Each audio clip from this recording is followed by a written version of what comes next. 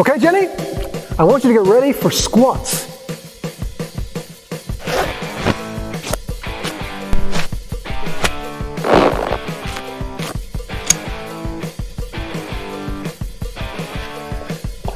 Jenny, what kind of warm-up was that? Do you always rely on your straps and your belt every session whenever you're training? This is something that you really want to take on board as maybe not the best thing for you. So if you start to relate your own personal experiences and your training history to all of the things that you've ever done compared to maybe your favorite professional athlete, you may need to build up a better foundation and more stability before you actually start to rely on these things. So you should be able to freely do your training without any kind of assistance gear before you actually start to push the boundaries and start to load up higher percentages and start to go for maxes and things like that. It's very important that you fully understand how to brace correctly yourself and that your mobility is actually on point for the things that you want to do, and that you're not actually masking a lot of things maybe to do with a lack of flexibility or bad technique just by using straps and belts. So think about your favorite athletes. They have world-class physios on hand, and the price that they pay for being the best at their sport could be that they might not walk that well in 10 years time. If you're just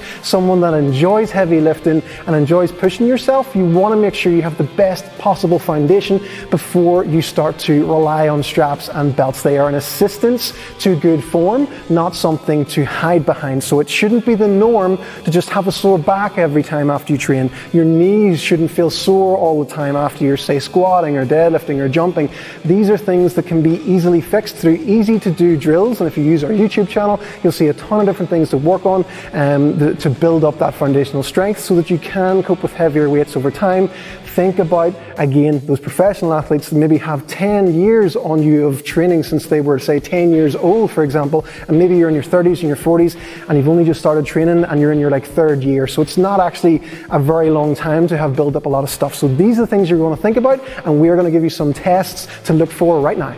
Very first thing that you want to have confidence in is your actual squat. So Jenny is in completely flat shoes here.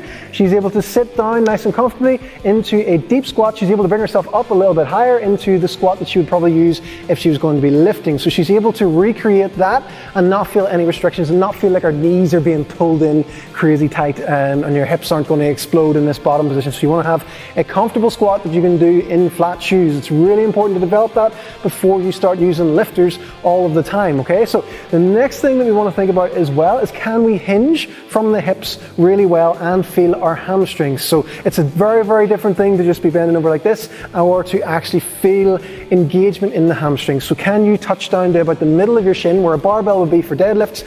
Keep your back in that neutral position. Actually feel like you're reaching into your own hips and feel your hamstrings engaged, or do you just feel like you're bending over, or even worse, that you have to round your back to actually reach down to the barbell, okay? So it's a very, very important thing to master, basically know how your hamstrings work. Yes, you want to have that good awareness of it.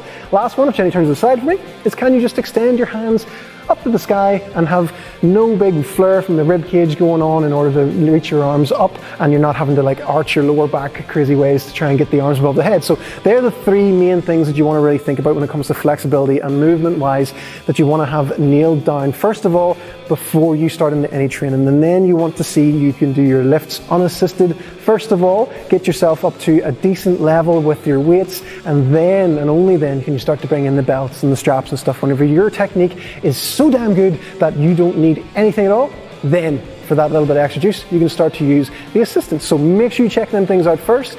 If you really, really struggle with anything, if you're struggling with your mobility, I would definitely highly recommend that you get the Simplicity Mobility Method. That is the easiest way to fix everything at the same time. So very important to keep these things in mind. Do not rely on your straps all the time. Make sure you build up your foundation and you'll be a lot stronger long term for it. Okay guys? Earn the right to use these. If you haven't, then throw them away.